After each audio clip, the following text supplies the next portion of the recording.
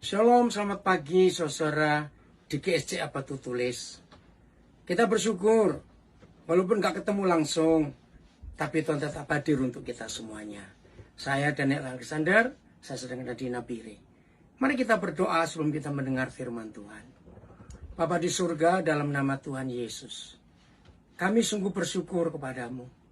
Sekalipun sudah sebulan, kami semua di Indonesia bahkan banyak negara tidak bisa beribadah bersama-sama karena situasi ini. Tapi kami tetap percaya Tuhan Yesus dan Bapa surga selalu hadir di dalam kesendirian kami dalam rumah. Terima kasih. Dan pagi ini kami boleh bersama-sama untuk merenungkan firman-Mu. Kiranya Roh Kudus menolong kami untuk kami bisa mengerti isi hati Tuhan. Dalam nama Yesus, kehendak surga, kehendak Bapa jadi untuk kami. Haleluya. Amin.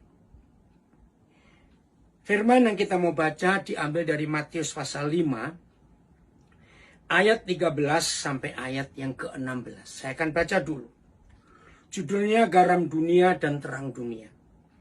Kamu adalah garam dunia, Tuhan Yesus berkata kepada kita. Maka saya ganti sebagai orang pertama. Kita adalah garam dunia. Jika garam itu menjadi tawar, dengan apakah garam itu diasinkan? Jawabannya tidak ada lagi gunanya selain dibuang dan diinjak orang. Kita adalah terang dunia. Kota yang terletak di atas gunung tidak mungkin tersembunyi. Lagi pula orang tidak menyalakan pelita lalu meletakkannya di bawah gantang, melainkan di atas kaki dian, sehingga menerangi semua orang di dalam rumah itu. Demikianlah hendaknya terangmu bercahaya di depan orang, supaya mereka melihat perbuatanmu yang baik dan memuliakan Bapamu yang di surga. Saudara di batu tulis yang diberkati Tuhan, belum pernah dalam sejarah dunia manusia mengalami ketakutan seperti sekarang ini. Dunia pernah mengalami beberapa kali perang. Perang dunia pertama, perang dunia kedua, perang Vietnam, perang Teluk, perang di Afghanistan, banyak. Tapi waktu perang itu terjadi, manusia masih bisa menyelamatkan diri. Karena pemerintah zaman itu membangun perlindungan di bawah tanah, ruangan-ruangan bawah tanah, istilah bunker. Orang bisa menyelamatkan diri. Tapi virus ini, kita mau menyelamatkan diri di mana? Dalam rumah pun kalau virus itu masuk ke rumah kita mau apa? Maka itu situasi sangat menakutkan. Bahkan pemerintah bangsa-bangsa, saudara, ketakutan. Ini bukan masalah uang. Bukan. Uang masih cukup kok kalau memang dipaksakan. Teknologi, bukan. Mau teknologi apa yang kita pakai? Kepandaian, bukan juga. Kita nggak bisa melawan virus ini dengan kepandaian. Kekuasaan pemerintah apa? Amerika JKO pada negara superpower. Maka itu hari ini, mau tidak mau, kita harus nempel dan melekat kepada Tuhan. Itu jaminan yang sesungguhnya. Nah, firman yang dipilih oleh para majelis dan Bapak Gembala untuk kita renungkan pada hari ini, Tuhan Yesus mengajar kita sederhana sekali. Bukan dalam ritual agama. Bukan dalam ritual-ritual yang lain. Doa ini, doa itu, bukan. Pakai alat ini, pakai alat itu, bukan.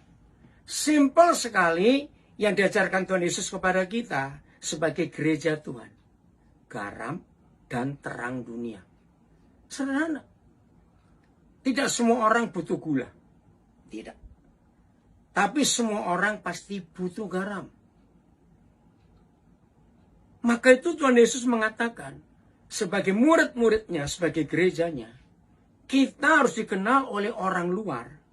Bukan karena kita pakai tanda salib, kita pakai kalung salib, kita pakai anting salib, kita pakai cincin salib. Tidak. Dunia harus mengenal kita, karena kita ini garam dunia. Mari kita lihat fakta dalam sejarah zaman dulu. Bahkan saya pernah ngalami sendiri. Dulu, garam itu jauh lebih mahal daripada emas. Karena tidak semua daerah di dunia ini ada garam. Apalagi belum ada teknologi waktu itu. Contoh, tahun 75, saudara. Itu pertama kali saya masuk ke pedalaman Kalimantan Timur. Dari Sungai Mahakam. Terus sampai ke Hulu.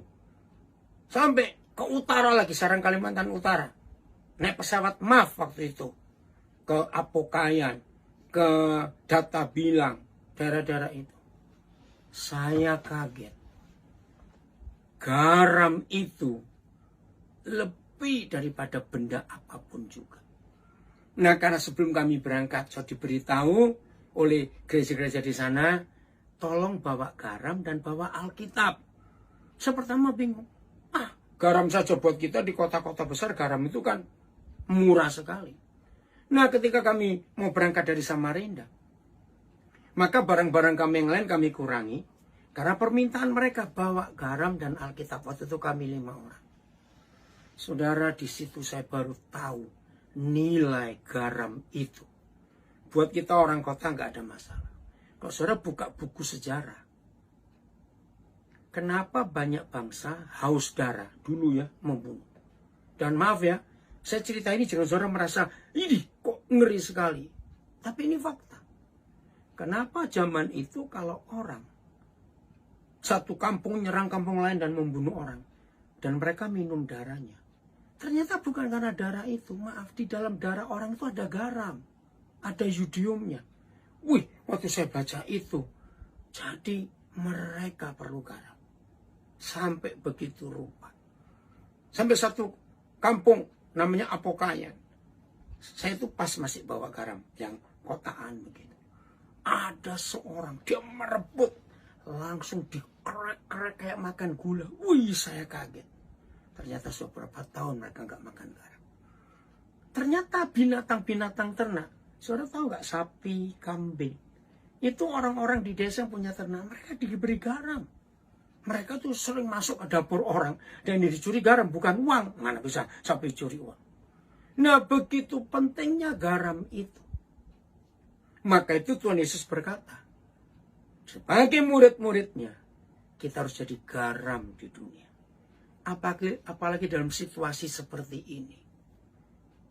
Kehadiran kita untuk memberkati banyak orang susah di masa sekarang ini. Jangan datang dengan gitar, maaf ya, maaf. Nyanyi-nyanyi, terus kita khotbah, maaf. Enggak.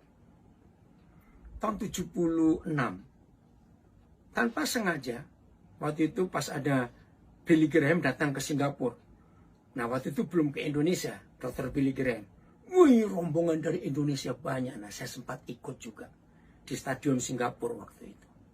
Nah, ternyata tahun-tahun itu, gereja di Singapura membuat sebuah program penginjilan yang sangat menarik. Temanya begini, No Jesus Evangelism. Nah, kan kaget saya.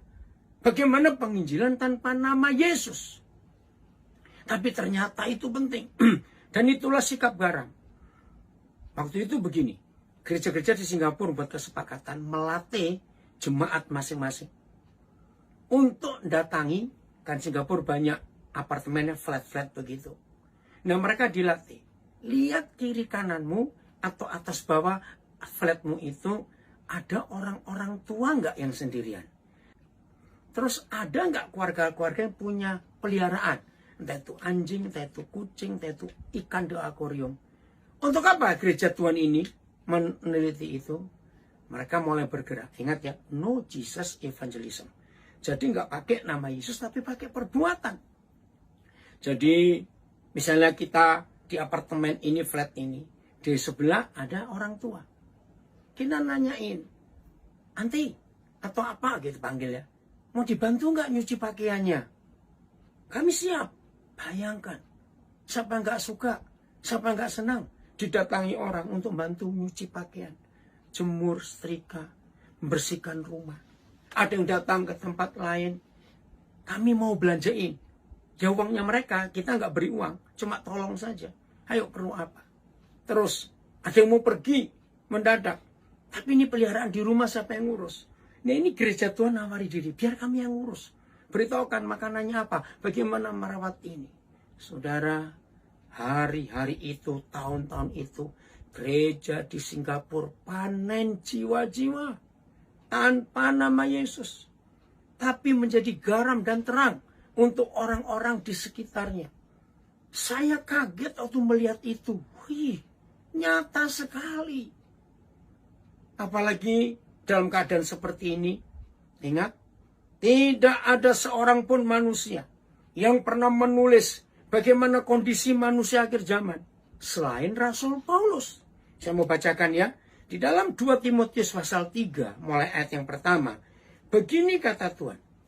Jadi satu-satunya orang di dunia yang pernah menuliskan bagaimana kondisi manusia akhir zaman, ini cuma Paulus. 2 Timotius 3 mulai ayat yang pertama. Ngeri sekali kondisi akhir zaman ini. Maaf.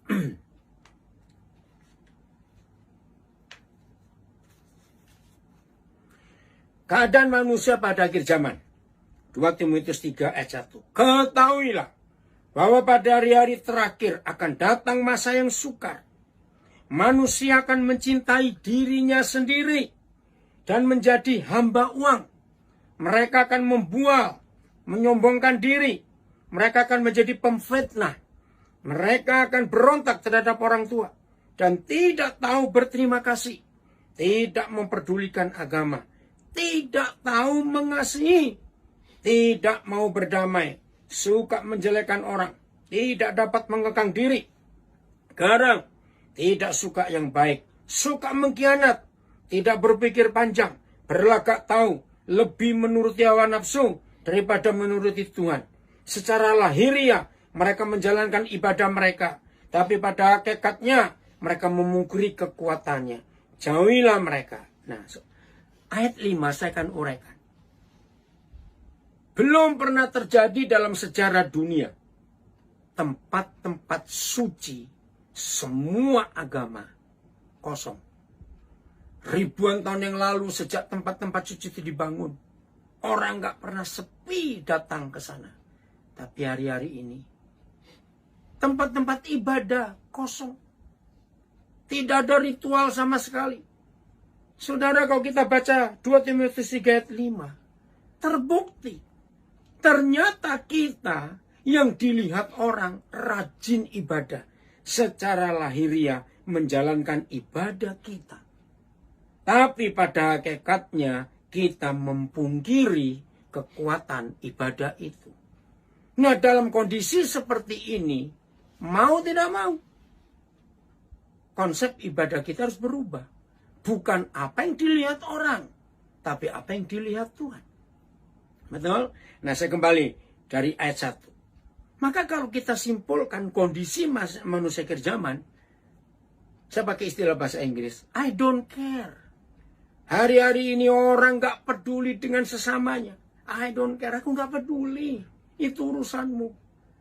Berapa waktu ini viral bukan di sosial media? Begitu ada orang kejang-kejang di jalan, gak ada yang nolong, saudara. Nah, berapa waktu yang lalu, saya diajak diskusi. Kira-kira bagaimana? Karena alasannya takut. Jangan-jangan orang itu kena corona. Nanti kan menular. Nah, dalam suatu diskusi saya sempat berkata, kalau kita melihat orang seperti itu tergantung motivasi kita. Kalau motivasi kita yang Tuhan tahu, bahwa kita ingin berbuat baik pada orang itu, percayalah, sekalipun orang itu punya penyakit kena virus ini, kita pegang, misalnya, kita buat sesuatu pertolongan, Tuhan Yesus pasti melindungi kita. Nggak akan kita ketularan. Karena motivasinya. Walaupun ada prosedur. Nah, terbukti bukan? Di zaman seperti ini orang jadi egois. Aku nggak peduli. Maka itu kalau murid-murid Yesus tampil sebagai garam dan terang, di tengah kekacauan dunia seperti ini, orang melihat perbedaannya, saudara, antara kita dengan mereka. Saya beri contoh beberapa anak-anak saya. Saya bersyukur lihat mereka bergerak. Mereka begini, pesan makanan lewat GoFood. Ini gerakan di antara mereka. Wah, saya senang. Waktu saya dikirimin chattingnya. Kan biasa bukan, kok GoFood sudah sampai, Pak atau Bu, makanan sudah ada. Lalu jawaban mereka, nggak usah Pak, bawa pulang saja. Itu untuk Bapak. Yang benar. Iya. Aduh, saudara, terima kasih, mereka luar biasa. Waktu saya dikirimi chatting mereka itu. Bisa jadi berkat.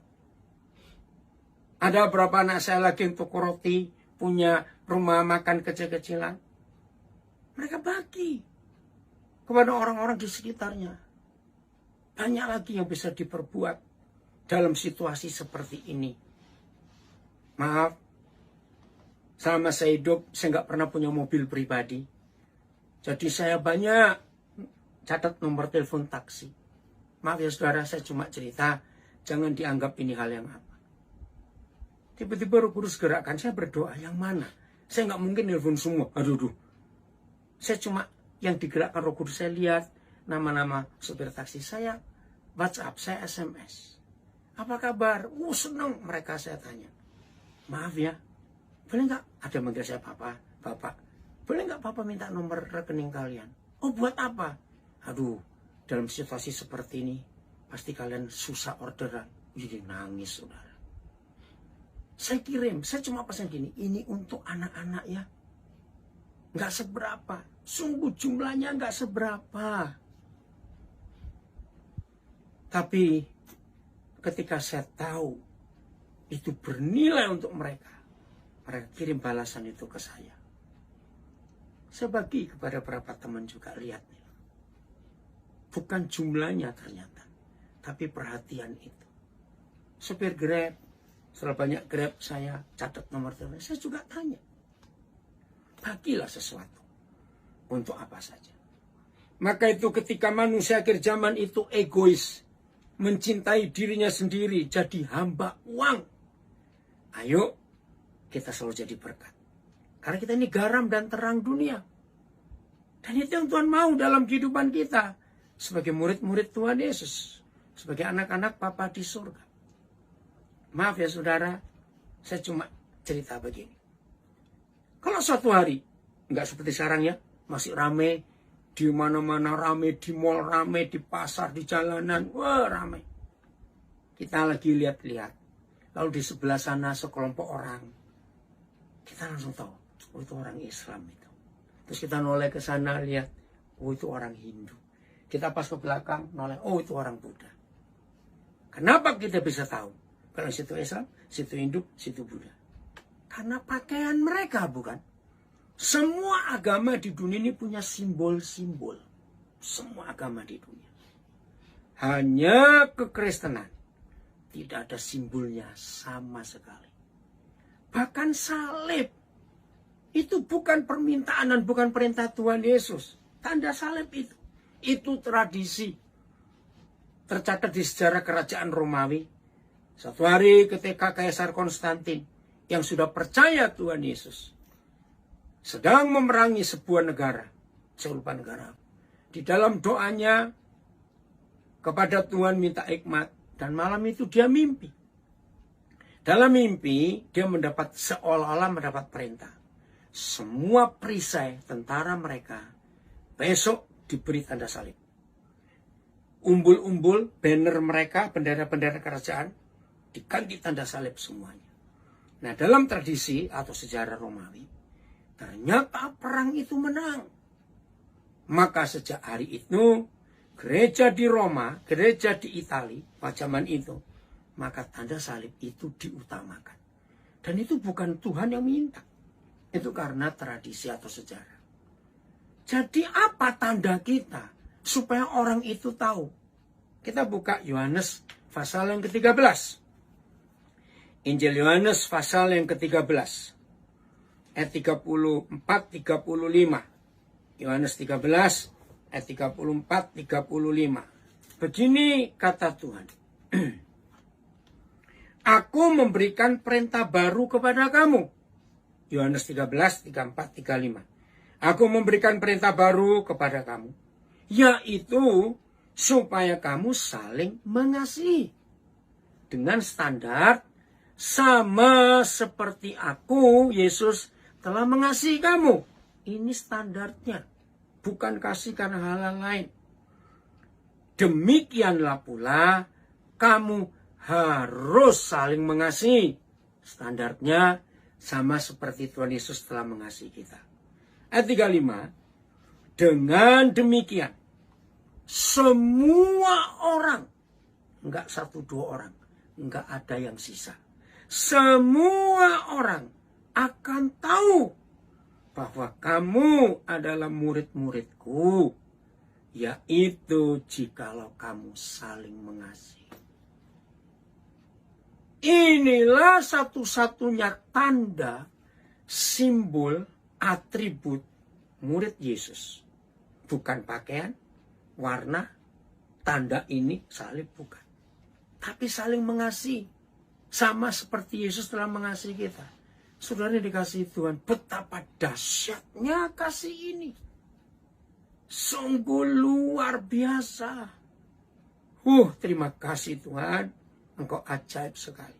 Maka dengan demikian, semua orang akan tahu bahwa kita ini murid-murid Yesus.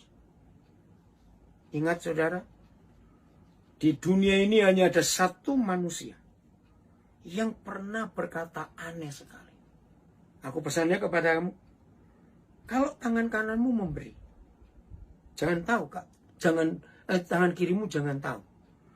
Saya lama memikirkan ini apa-apaan. Tangan kanan kiri kan di satu badan kita. Bagaimana kalau tangan kanan memberi, tangan kiri bisa nggak tahu? Tapi setelah saya lama berjalan dalam hidup ini, maaf, 1 Korintus 13 membuktikan, belum tentu orang yang suka membagi-bagi hartanya itu punya kasih. Walah, saya lebih bingung lagi. Kalau bukan kasih terus apa dong? Mereka sudah bagi-bagi harta. Nah, ini jawabannya. Kalau kita membagi sesuatu supaya orang tahu, maka itu bukan kasih. Bayangkan tangan kanan beri, tangan kiri nggak boleh tahu. Maka itu saudara, maaf ya saya ngomong apa adanya. Berapa kali ada bencana alam di Indonesia? Bagus, gereja datang. Maaf jangan tersinggung. Untuk apa bawa spanduk? Gereja apa? Pengobatan gratis. Maaf, bagi sembako. Itu sudah melanggar firman. Orang gak harus tahu apa yang kita bagikan. Itulah kasih. Maaf ya. Bahkan, saya jengkel sekali. Karena kami di Nabire pernah kena gempa. Nah, orang itu paling gampang, maaf ya, pasti kasih mie instan. Entah yang merek apa saja. Waktu gempa November 2004 yang lalu, saya itu sampai enek lihat mie itu, saudara. Aduh, tumpukan mie di mana-mana. Nah, di situ saya marah. Kenapa sih nggak mikir? Kalau kita dalam bencana, air itu susah. Lah, mie instan ini kan perlu direbus pakai air. Nggak mikir tuh orang-orang. Maaf saya berkata. Terus, jangan tersinggung. Cuma bawa mie berapa dus. Panggil reporter TV. Dibayar loh itu. Syuting. Cuma begitu saja. Maaf saudara. Itu bukan kasih. Itu bukan kasih.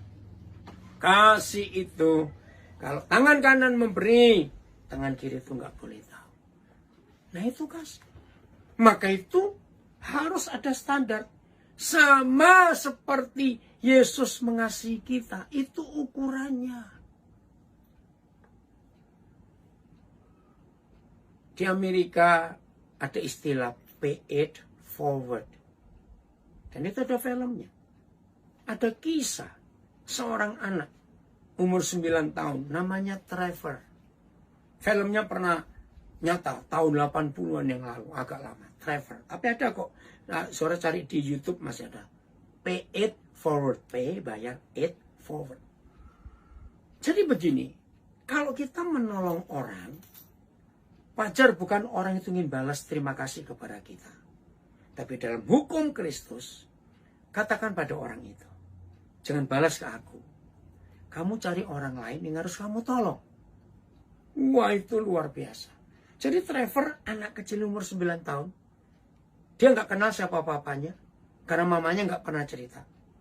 Nah, sejak dia masih kecil, sebagai single mother, ibu tunggal, satu-satunya kerjaan yang mamanya bisa kerja adalah di night club. Jadi kalau jam 7 sore, mamanya berangkat kerja, pulangnya pagi subuh. Hampir nggak pernah ketemu dengan Trevor. Tapi Trevor ini anak baik, bisa jaga diri. Dia nggak mau kumpul rusak-rusak, tidak. Nah, dia punya seorang guru ilmu sosial, ngajari ini.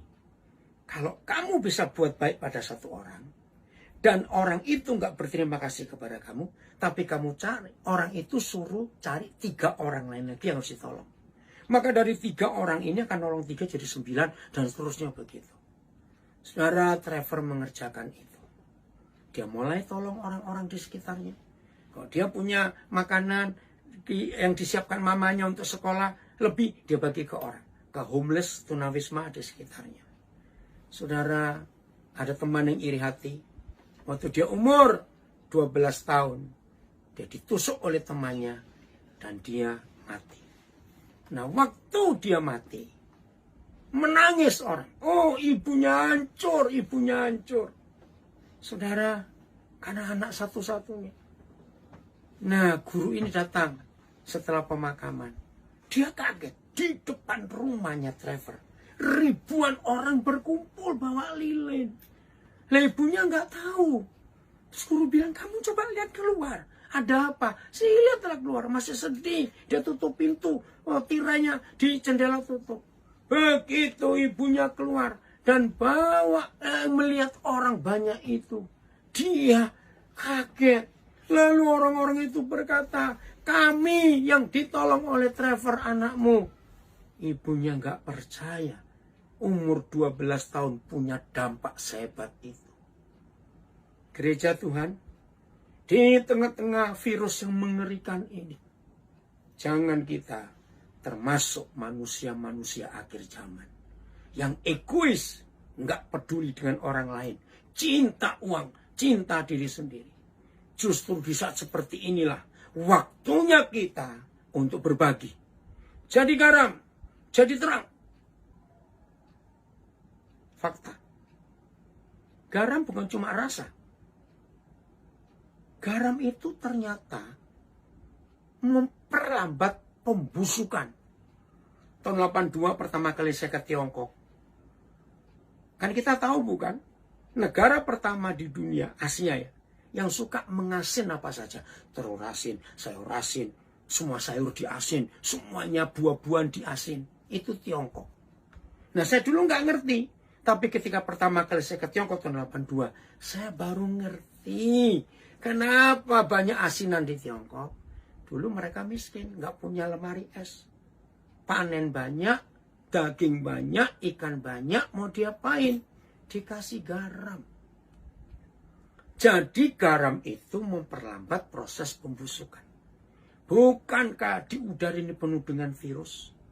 Maka itu kalau buah yang kita potong, sayur yang kita sudah potong, daging apa saja yang kita sudah buka nggak tutup, busuk. Tapi aneh waktu dikasih garam, nggak busuk. Jadi sebagai gereja Tuhan, murid Yesus, kalau kita garam dunia, maka kemana saja kita pergi, proses dosa akan diperlambat atau bahkan tidak ada. Karena ada garam di situ. Terang. Saya beri contoh. Karena dulu waktu saya masih SMP, SMA, sering mendaki gunung. Ya, jalan ke hutan, hobi. Bayangkan kalau satu malam, kita rombongan, tersesat di hutan, karena lampu yang kita bawa mati, minyaknya habis. Gelap total. Nggak tahu kiri kanan, nggak ada bintang, nggak ada cahaya bulan. Begitu dari kejauhan, kita melihat ada nyala api. Timbul apa dalam hidup kita?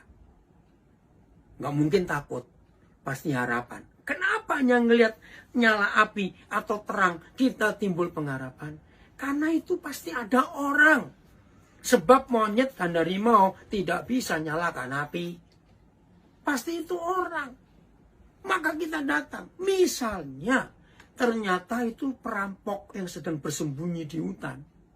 Jujur, kita lari pulang atau tetap mendekati walaupun itu perampok? Kalau saya tetap mendekati, sudah, karena nggak tahu mau kemana. Jadi di dalam terang, itu ada pengharapan yang luar biasa. Murid-murid Yesus, kalau Tuhan Yesus berkata, kamulah garam dunia dan terang dunia. Itu tugas kita. Di dalam situasi menakutkan seperti ini. Ayo, jangan pelit, jangan egois. Berbagi dengan apa yang kita ada. Jangan takut kekurangan. Nyatakan kasih kepada semua orang di sekitar kita dalam kondisi seperti ini. Bersyukur kepada Tuhan. Saya cerita tentang istri saya. Kami punya langganan sayur. Tapi karena kami itu banyak di rumah, saya bilang istri saya, jangan masak banyak-banyak. Nanti jadi gendut kita, karena kurang gerak, maaf. Tapi istri saya berkata, tapi kasihan tukang sayur itu. Nah terus bagaimana? Nah, istri saya dapat ide yang luar biasa. Saya bersyukur punya istri seperti itu. Kami di Nabire masih bangun sekolah, gedung-gedung. Ternyata tiap hari dia belanja. Bukan cuma untuk kami yang di rumah, kami berempat di rumah dengan 2 anak kami. Tapi untuk tukang-tukang yang bekerja, dia bagi. Di situ saya lihat, Tuhan terima kasih. Kau beri saya istri yang luar biasa, yang suka berbagi. Maka itu saudara yang dikasihi Tuhan, dalam situasi seperti ini, mari perintah Yesus kita kerjakan. Jadilah garam dan jadilah terang. Sebelum ibadah ini selesai, periksa diri kita. Maukah kita mengambil keputusan untuk menjadi garam dan terang dunia? Tinggalkan keegoisan, tinggalkan rasa pelit, jangan takut kekurangan. Hukum kasih tetap berlaku. Siapa memberi dia akan diberi, nggak akan kekurangan. Kiranya kita semua mulai hari ini, kalau mau hidup sungguh-sungguh dengan Tuhan, maka surga itu nyata ke bumi. Mari kita jadi pelaku firman, dan Tuhan Yesus memberkati kita semuanya. Mari kita berdoa. Bapa di surga, terima kasih untuk Matius 5, 13-16. Terima kasih kalau Tuhan Yesus mengajar kami secara mudah dimengerti. Hari ini, pulang dari ibadah ini, kami mengambil keputusan. Kami tidak ingin masuk di daftar manusia akhir zaman yang ada di 2 Timotius 3 ayat 1-5. Kami nggak mau. Kami mau status kami tetap sebagai murid-murid Yesus. Bukan karena simbol ini, warna baju ini, pakai baju ini. Tapi biarlah kami dikenal oleh dunia sebagai murid-murid Tuhan Yesus. Karena kami saling mengasihi. Kami berbagi kasih kepada orang-orang di sekitar kami. Tuhan Yesus, kami mau itu. Kami mau jadi pelaku firman. Selesai ibadah ini, kami membuka mata kami untuk melihat di sekeliling kami siapa yang perlu. Kami membuka telinga kami untuk kami mendengar jeritan orang-orang yang menjerit perlu sesuatu. Kami membuka hati kami, Tuhan Yesus, untuk jadi rumah Tuhan, supaya orang bisa masuk ke hidup kami. Kami mau buka dompet kami, Tuhan. Terima kasih untuk perintah yang luar biasa. Maka kami percaya, kalau apa yang terjadi dengan anak-anakmu di Singapura berapa puluh tahun yang lalu, no Jesus evangelism, maka hari ini kami akan bertindak dan seterusnya sampai Yesus datang. Bapa, kami berdoa, mohon kemurahan-Mu, akhiri virus ini Tuhan. Cukup sudah penderitaan manusia. Kami berdosa, kami jahat, kami melanggar hukum Tuhan. Ampunilah kami. Berkati anak-anak-Mu dari GSC Batu Tulis yang di Jakarta. Berkati para gembala, para majelis, para pelayan, anak-anak sekolah minggu. Terima kasih Bapak. Dalam nama Tuhan Yesus, ini doa kami. Amin. Sampai berjumpa lagi saudara. Tuhan memberkati.